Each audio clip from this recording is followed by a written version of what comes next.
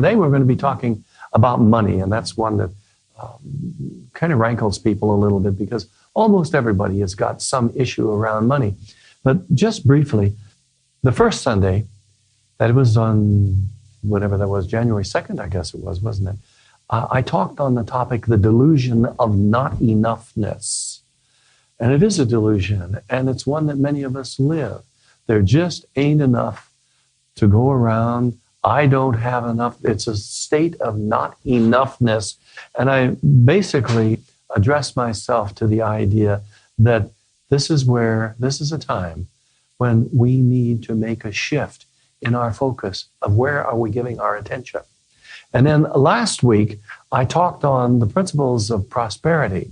And I gave out a sheet, and there are a whole bunch of principles on there. We didn't talk about all of them, although we did a little bit. I boiled it down to, after looking at all this information, to three basic ideas. Very, very practical, if you will, principles dealing with living a prosperous life. And by the way, I don't know what your definition is of prosper or to prosper, but if you look it up in the dictionary, you'll find to prosper is to thrive, to flourish, to succeed, to move forward expectantly. I mean, that last definition comes from ancient times. But think about that. There's not a one of us that does not want to thrive, to flourish, and to succeed. And yet sometimes and somehow we've created a division between prospering and having money because of a lot of stuff around there. So today I'm going to be talking about money beliefs. But last week I brought up three things, the three basic principles.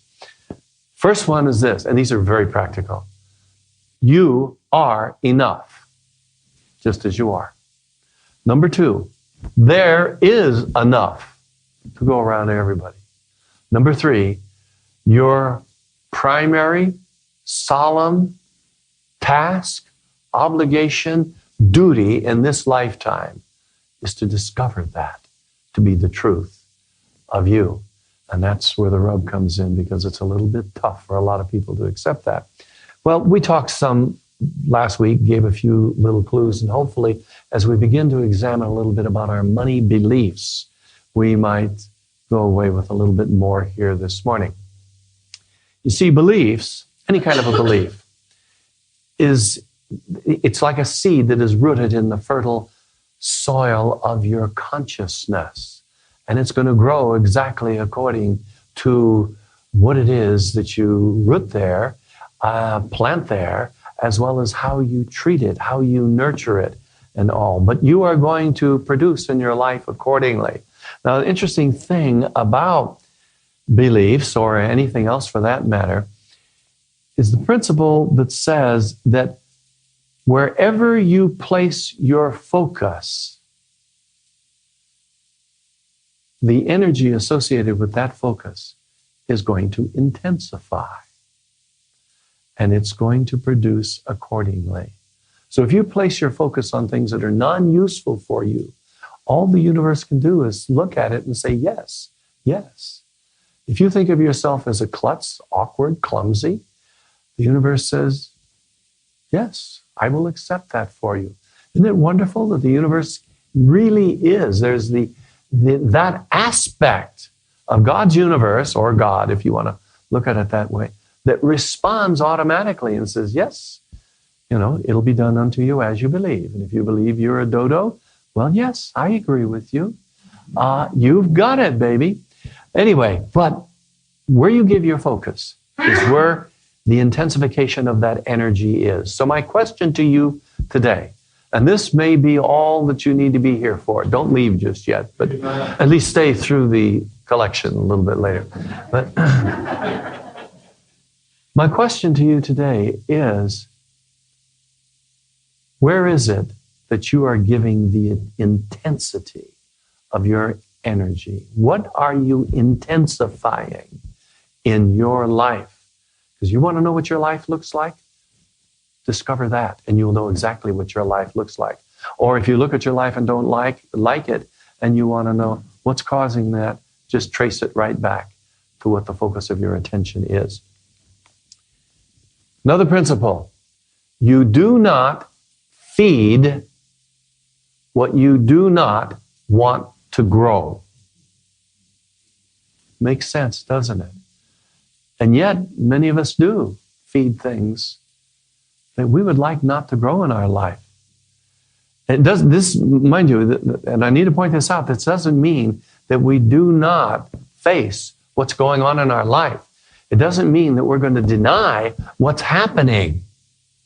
That's dysfunction. That's one of the, the denial is one of the characteristics of addiction.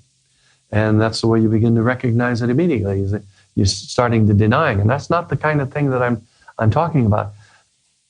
To not feed what you don't want to grow doesn't mean you exclude from your awareness those things in your life that have been not producing or growing in the manner that you want to. What it says is that we begin to see them for what they are, the experiences that we're having. I love the comment that Ernest Holmes makes, our founder, in his book, The Science of Mind, where he says this, he's talking about demonstration. We make a big deal about, hey, if you're really going to use these things, you can sit around and you can talk all the wonderful philosophy and metaphysics, and that's good. And that may make you feel a little better. And so there's, I suppose, some purpose in that. But sooner or later, you got to get down and do it. You need to use it. You need to apply it. And that's, how do you know that you've applied it properly? It's in the demonstration that you get. How it shows up in your life, in other words. And Ernest Holmes, in regard to demonstration, he says this. He says, it is not a process of saying peace where there is no peace. You see, and then he goes on to point out in numerous ways, it's accepting what's going on and redirecting your attention accordingly. You don't feed what in fact you would like to starve out of your consciousness. And that's what we want to do. We want to become so clear that those negativities, those adversarial relationships we have, those non-useful activities and ideas in our life just starve for want of attention. We shift our attention. We change our focus on things. And yet, recognize, and this is metaphorical, of course, but we can fully acknowledge the bully in the neighborhood without getting into a fight with him. Instead, what we do is we become aware and know how to turn in a new direction. I love the statement that comes out of the Gospel of Matthew, this is in the Sermon on the Mount. It's in the 25th verse of the 5th chapter, I think. He said, agree with thine adversary quickly, lest ye be cast into prison. Think about that. Now, there's other considerations here. You really go back and examine this and the Jewish system of laws at the time, and the Hebrew system of law back at the time, that has real specific meaning about one person arresting another person and for some wrong, and there's only certain circumstances under which this could be done, and then going to the judge and all, and you could be cast into prison. That's not exactly the way I approach this. I approach it more metaphorically, and I look at it this way, and that is anything with which you become so involved to the extent that you are intensely using it or finding yourself influenced by it in your life is imprisoning you. See, so agree with your adversary, acknowledge what's going on, and then turn in a different direction. Redirect your attention. In Science of Mind, this teaching that we propound here, which is nothing new, but seems to be new in the arena of a lot of modern day religions that some of us grew up with, new insofar as it seems to be shorn of all fear, superstition, and doubt. We managed to bring a lot to it, but in this teaching, there's one basic principle I think, or one basic, what would you call it, a task that we have. And we are here to heal the sense of separation, to heal our sense of separation. When I'm talking about separation, I'm talking about separation from each other, the sense of our distancing from each other. I'm talking about the sense of separation from our environment, the sense of separation from reality, from God, as well as from each other. And our task becomes one of turning away from this delusion of separation and instead embodying the truth. Now, the delusion that many people are living under is that each of us is really a limited, finite expression of something, a limited, finite being. And that leads to a sense of separation. The truth that we're talking about is that each of us is a limitless expression of a boundless universe with unlimited possibilities. Now, do you see the distinction there? The limitations that we place upon ourselves through our sense of separation isolate us from all the good that is there to be experienced. But the understanding of our limitless expression, if we but allow ourselves to be open to it, moves us into a place where we can access whatever it is that we need in order to be fully expressed in this life according to our own design. And each one of us has a particular design. Each of us ultimately must awaken to our own God-likeness. You know, we're each made in the image and likeness of God. In this experience or some other experience, and I'm not talking reincarnation necessarily, although that may be a mode, but life is a continuity. It never dies. And so in this whole process, we little by little unfold into greater and greater awareness of the truth of who we are and where we fit in the pattern of things. As we open to that, we begin to live life according to what is intended for us by our own design. Now, last week I talked about these three practical things. The three basic ideas that came out of that I've already mentioned, that you're okay just the way you are, that there's enough to go around for everybody, and you have an obligation, you have a duty to discover that for yourself. And you say, but how in the world am I going to do that? If you are a limitless expression of a boundless universe, then you have everything within you to be able to move yourself in a new direction. And one of the ways you do it is by affirming that, by telling yourself that, by associating with people that believe that, by coming to places like this, where we articulate this in the best way that we can, as often as possible. And you know, the idea of being around people that think in this way, supporting you, it's like they create an atmosphere, and you create an atmosphere that resonates as one, and that supports you in moving into a new way of seeing and thinking. On the other hand, what happens when you get in among a bunch of people that are constantly telling you that how bad things are? Like I was mentioning to the kids a little while ago, that I saw this clip on television last night of some guy who's some European. It was 5 minutes long. And he was showing the relationship between the amount of annual income and the age of people over a period of 100 years.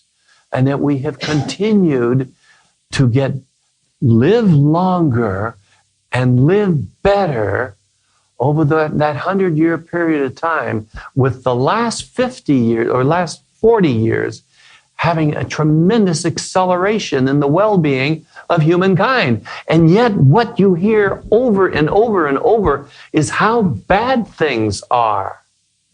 Now, I'm not saying there aren't places where there's some adjustments that need to be made, nor am I saying that we shouldn't be part of some of the goings-on in helping people that really need our attention, our aid.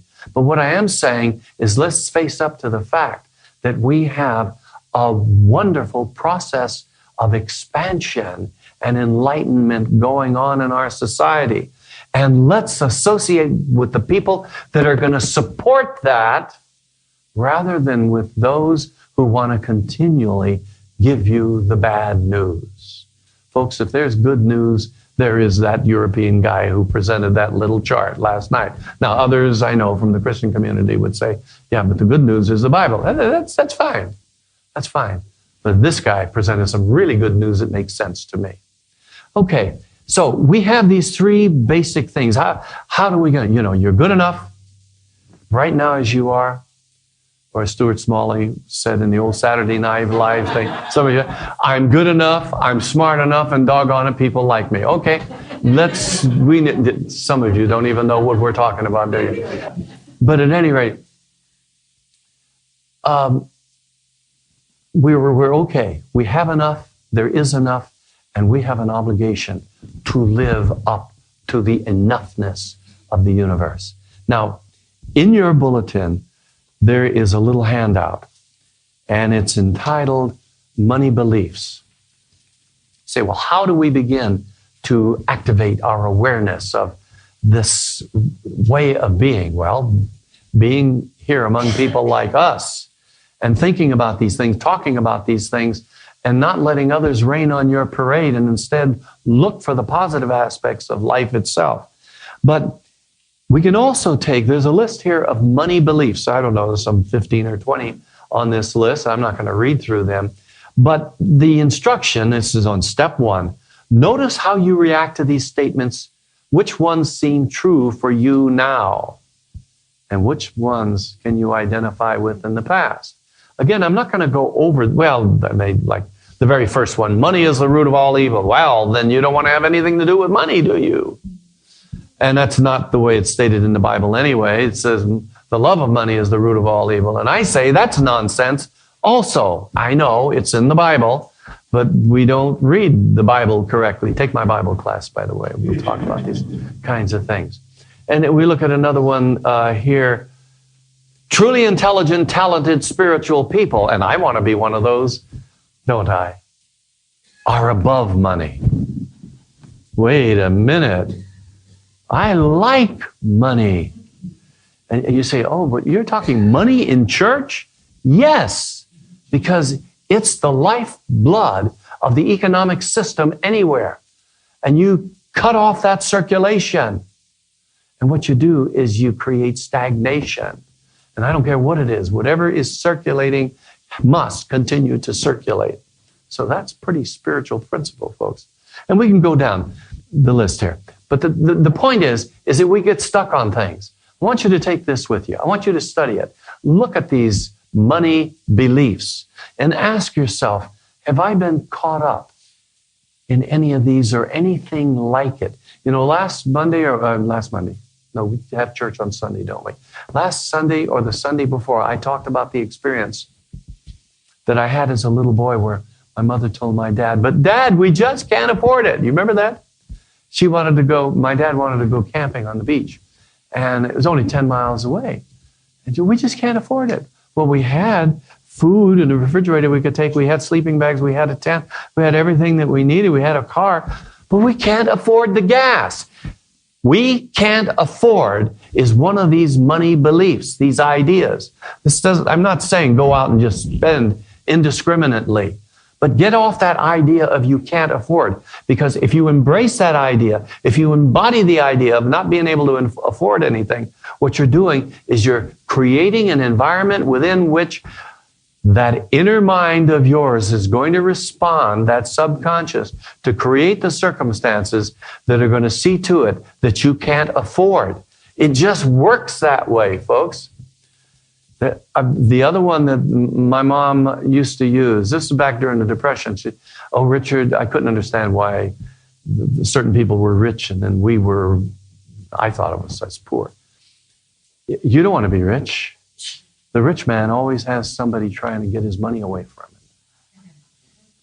But I'd rather have him trying to get away the money that I had than not have any, you know? But these are ideas, and we hold on to them, and they control us.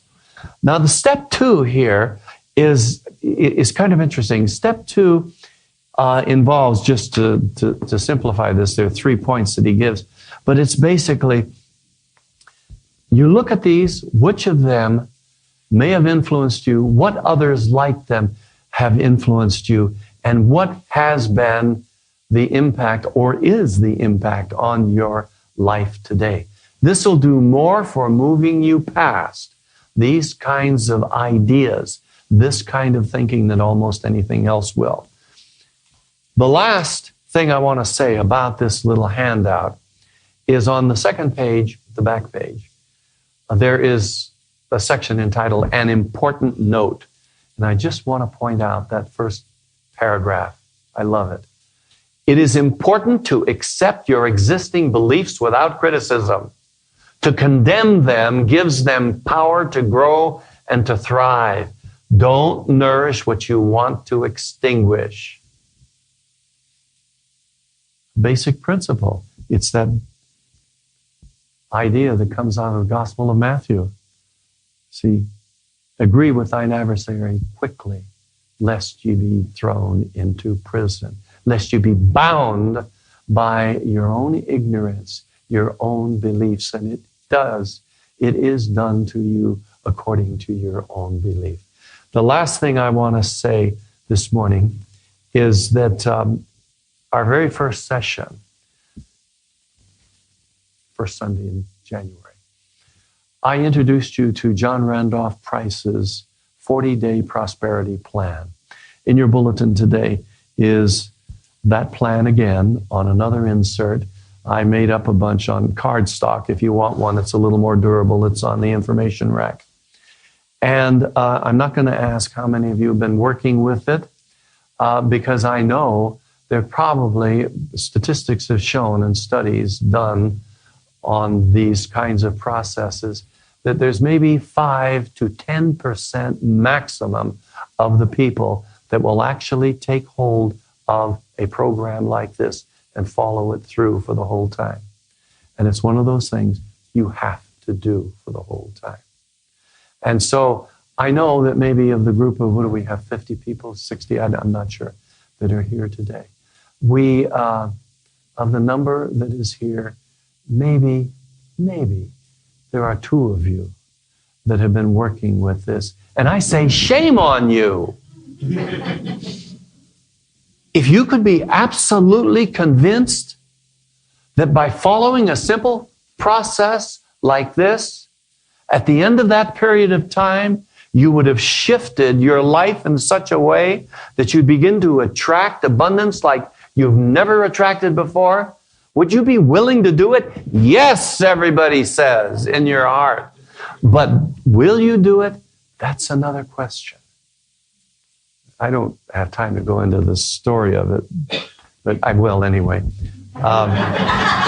It's interesting because you see, Marcia, my wife, with whom I've been married going on 10 years, I met actually over 40 years ago, about 40, almost 45 years ago or so, in New Mexico. She was living in Los Alamos. I was working on the staff as an engineer there, and she was a teenager there. And I didn't connect with her again after I left Los Alamos and moved to Santa Fe. I didn't connect with her again until I'd gone into the ministry, was in the ministry a long time, went back, was in Albuquerque, and she, by that time, was living in Albuquerque. And she came to church one day, and there she was, and she became a member of the church. And my wife was her practitioner, different wives, of course. I'm not a bigamist.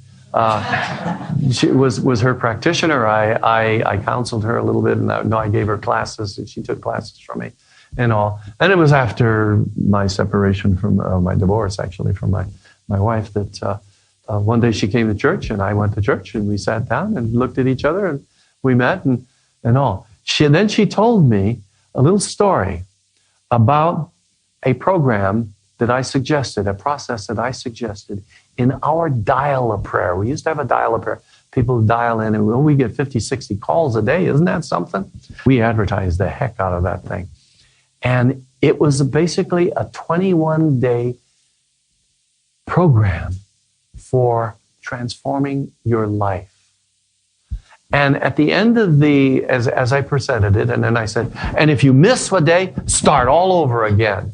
Well, Marcia got so excited about it, and I did challenge people in it. I said, they're probably going to be, out of all of you that do this, there may be just 5% that really follow it through, because you're just not going to do it. And I mean, it's pretty tough with them.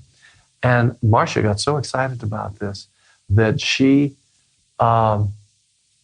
listened to it several times, took notes, then came into the office. I didn't find out about this until after we were married. She came into the office and had our secretary type it out for her. So she had this, and she worked with it, and she did it for 21 days.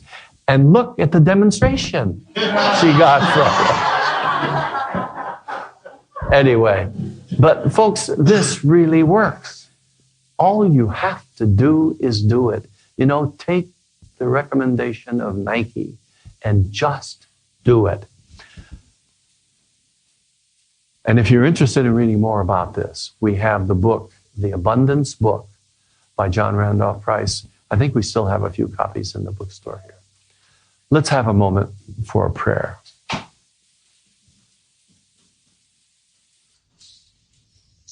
We know there is but one life, and that life is God. In the beginning was that one, and there was nothing else. And everything was made as an expression of that one. There's an old saying that says, God thought, and creation was. And I think that's the way it works with us. Each of us, when we think from the basis of our own God-likeness, we create. We can create in our lives everything that we need to be fully expressed, to have a satisfying, wonderful life, because we are already one with all of it. So let us know that there is one life, there is one mind, there is one essence, there is one goodness, there is one creativity, one intelligence, one harmony, one balance, one state of overwhelming prosperity and abundance. And that one is what I am. That one is what each person here is. And in the realization of that, we are healed. I am healed of any discord that enters into my consciousness, that alienates me, separates me from the experience of the truth of who I am. Jesus said, I have come that they might have life and have it abundantly. What a mission statement. The abundance is there. And his was the example, as well as the example of so many of the great avatars from the Enlightenment traditions of the world. Whatsoever things I do, they shall do too.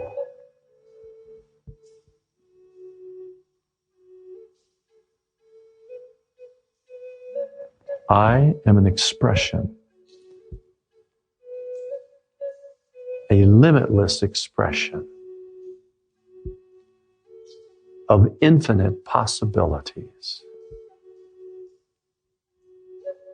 Let's say that together. I am an infinite expression of limitless possibilities. I am a limitless expression of infinite possibilities. One more time. I am a limitless expression of infinite possibilities. Take that idea with you as you go away from here today. Know that the peace and the power, the love and the joy, the goodness, creativity, intelligence, and abundance of life resides within you right now. And for this, I truly give thanks. I know that it is so. I allow it to be so.